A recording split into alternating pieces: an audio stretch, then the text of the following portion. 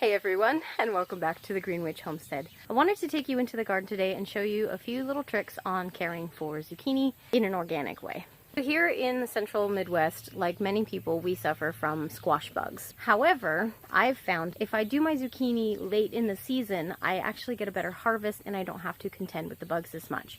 But there are some other drawbacks that come with planting this time of year. The biggest one being is a lack of pollinators.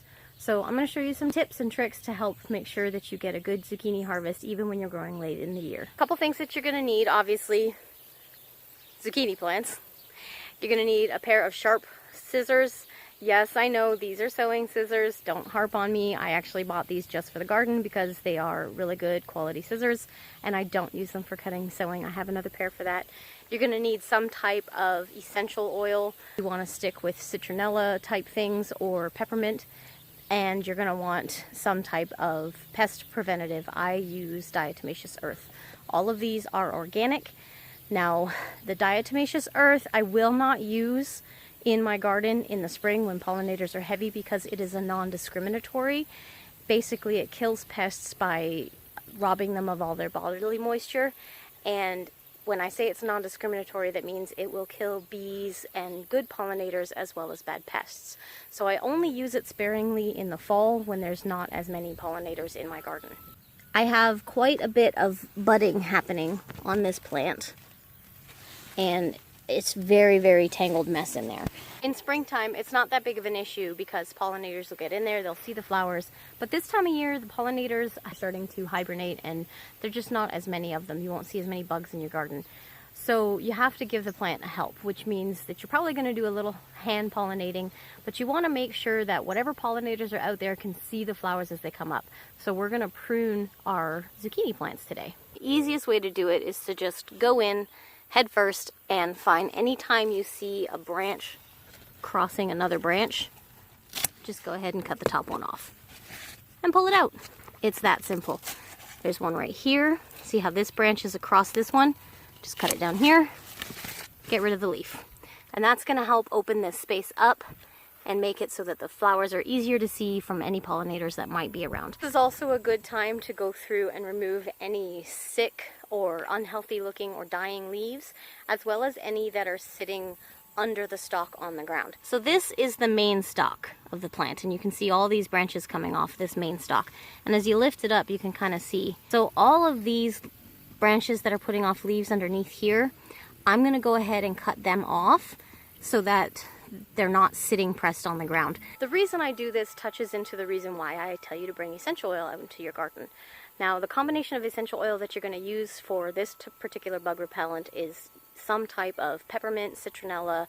I also use eucalyptus in mine. The main bug that we're trying to deter from these plants, the vine borers and the squash beetles, they are attracted to the plant by the scent that it puts off when it's been damaged. So what I'm doing right now, cutting the leaves, is damaging the plant. So that's why after I'm done trimming everything, I'm going to spritz it all over with this essential oil to mask that scent and prevent the bugs from coming in.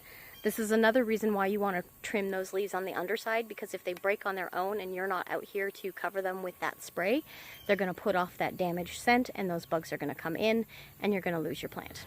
I'm going to go ahead and trim these two plants up and show you what they look like afterwards. Alright, so as you can see, it is a very drastic change. And you may think to yourself, oh my lord, I killed my plant. But you really didn't. So I left one here to show you what I mean by this leaf here. This one's dying. You might as well cut it off. This opens up the plant. All these buds that you see down in here can open up and attract whatever pollinators are still in the area.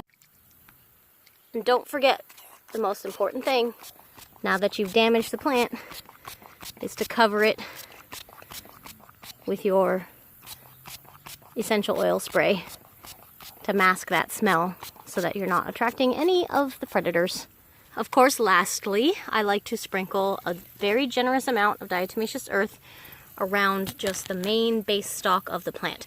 Avoid getting it on the flower buds and stuff like that because, like I said, this is non-discriminatory and it'll hurt your pollinators too, but this is going to help keep the vine borers away from your stalk. Of course, the most important thing about organic gardening that most people don't touch on is cleaning up after yourself.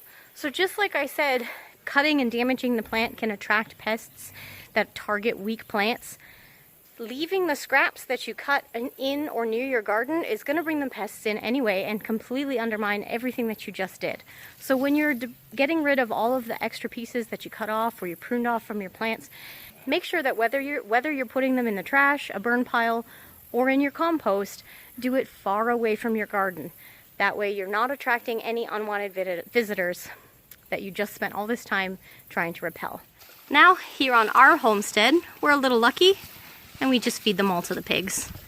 They absolutely love zucchini and cucumber leaves.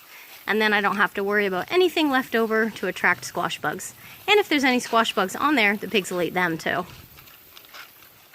Those are the organic methods that I use to help grow my squash and zucchini successfully in the fall, where I don't have to worry too much about the pest pressure. I hope you guys give it a try, have some success growing some squash and zucchini. Have you ever had a problem with squash bugs in your garden? And have you found a solution that works for you that's different than what I use? Leave a comment down below. Give us a thumbs up if you liked the video, and don't forget to subscribe to follow along for all of our adventures here on the homestead. And remember guys, get your hands dirty.